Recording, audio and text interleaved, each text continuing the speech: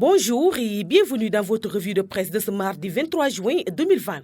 Les quotidiens reçus ce mardi abordent la gestion de l'épidémie du nouveau coronavirus, les contestations liées au foncier et le souvenir des manifestations du 23 juin 2011 contre l'instauration d'un ticket présidentiel.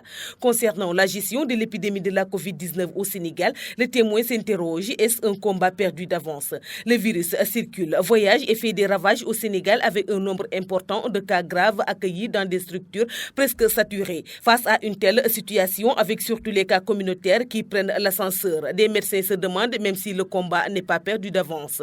Les cas positifs et les cas graves qui sont corollaires aux cas de décès se multiplient de jour en jour avec le retour des cas importés et la multitude de cas communautaires. Sur 5 970 cas déclarés positifs, ceux depuis le premier cas signalé le 2 mars dernier, 1930 cas issus de la transmission communautaire ont été identifiés par les services sanitaires qui font état de 86 décès, écrit la publication. Sur le fond de la maladie à coronavirus toujours, le quotidien Source A constate qu'après une semaine très macabre, le Sénégal touché par la pandémie et continue de pleurer ses morts. Au rythme où vont les choses, le pays va bientôt atteindre 100 morts suite au nombre de décès qui repart à la hausse. Hier, de nouveaux patients ont été emportés par le virus, portant à 86 morts le nombre total. Pendant ce temps, les personnes infectées se bousculent dans les centres de traitement, car 82 nouvelles contaminations ont été annoncées hier. Un autre constat fait hier, c'est la baisse du nombre de cas guéris. 34, là où 21 cas graves sont pris en charge dans les services de réanimation, souligne le journal. Sur le même sujet, Sud Quotidien s'exclame quand Dakar échappe au contrôle des acteurs de la lutte contre la Covid-19. La capitale dakaroise, à elle seule, totalise plus de 5000 cas confirmés de coronavirus au moment où la maladie semble disparaître dans certaines régions qui restent toutefois en alerte. Face à cette situation, la décision du chef de l'État de confiner la population est remise en cause par plusieurs spécialistes de la santé publique qui pensent que la charrue a été mise avant le bœuf, écrit Sud. Source A, de sa part, se fait l'écho d'une série de manifestations liées aux fonciers et titres de Gadaye au village de Ngor, tous en mode soulèvement. Ça a chauffé hier à la cité Gadaye où les forces de l'ordre et les propriétaires des 253 maisons démolies à Guédiawaye se sont affrontés. Ces derniers voulaient entamer sur les lieux une grève de la faim pour se faire entendre, mais leur plan a été vite déjoué après que les limiers armés jusqu'aux dents ont fait une descente sur les lieux pour les disperser avec des jets de gaz lacrymogène, souligne le journal. Il ajoute, le moins qu'on puisse dire est que Dakar est assise sur une poudrière eu égard au trop plein de frustration en cours dans certaines localités où les populations étouffent de rage contre la boulimie foncière dont elles sont victimes. C'est le cas de la cité Gadaye et du village de Ngor qui sont au bord de la crise des nerfs et qui menacent de laisser leur vie sur place plutôt que de laisser des gens mettre la main sur leur terre.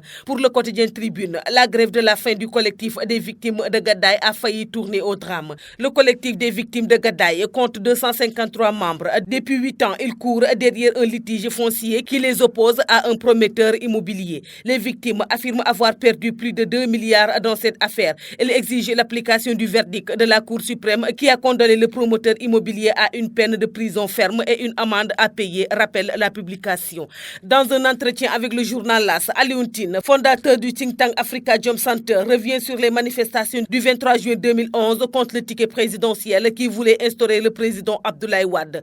Le mouvement du 23 est un mouvement unique qui a rassemblé la société civile, les partis politiques, des artistes, des personnalités indépendantes et des Sénégalais ordinaires. Les compétences multiples dans tous les domaines réunies par le M23 constituent aussi une particularité. Avec la formation du gouvernement et les réalités et aléas de la vie politico-administrative, des fissures et des ruptures sont vite apparues. Aujourd'hui, M23 n'est qu'une ombre et ça se comprend. Beaucoup d'eau a coulé sous les ponts et le contexte politique a également évolué, dit Tine. Après le regain de violence noté récemment en Casamance, le témoin explique pourquoi les canons ont tonné. Le regain de tension constaté la semaine dernière en Casamance et plus précisément aux environs des villages de Bissine Diola et de Senguer Diola résultait de provocations venant des nombreux gangs de coupeurs de route et bandes de braqueurs qui sévissent encore dans les communes d'Adéane et de Kaour.